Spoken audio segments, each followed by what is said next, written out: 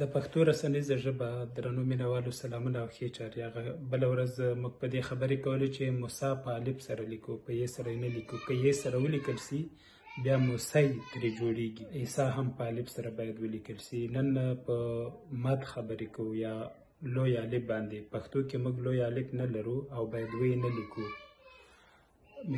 بېلګه د پرون ما یوه رسنۍ کې لیده، افغانستان به د کرکټ په آسیایي جام کې خپله لومړۍ لوبه د هانګ کانګ پر وړاندې کوي. آسیایي باید الف چې ده په مد سره ونه لیکل سي. فارسي کې یا اردو کې به یې لیکي، خو د هغو ژبې اړتیا به وي یا به یې همغسې تلفظ کوي. موږ یې چې تلفظ کوو نه، ولې ولیکو؟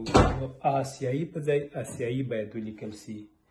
نورې ډېرې همداسې کلمې دي چې په اردو یا فارسي کې په مد سره لیکل کیږي یا لوی الف سره لیکل کیږي، خو پښتو کې به یې موږ نه لیکو. اسلام آباد، آسیا، آرزو چې فارسي یا اردو کې اسلام آباد، آسیا یا آرزو لیکل کیږي، باید په لوی الف سره یې ونه لیکي.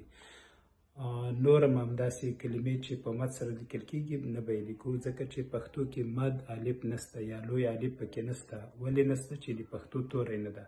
نو چې توری نه دی ولې یې ولیکو؟ که ته سوچ کوې چې دا کلمه د فلانۍ ژبې ده، زه هغه کلمه د دوی په ډول لیکم، نو ته اردو یا فارسي کې داسې مثال راوړی سي چې یوه پښتو کلمه وي، په څې سره لیکل سوي وي، دوی په څې ولیکي، یا په ځې سره لیکل سوي وي، دوی په ځې ولیکي، نه یې لیکي. نو چې نه یې لیکي ځکه یې نه لیکي چې دا توری دوی نه لري.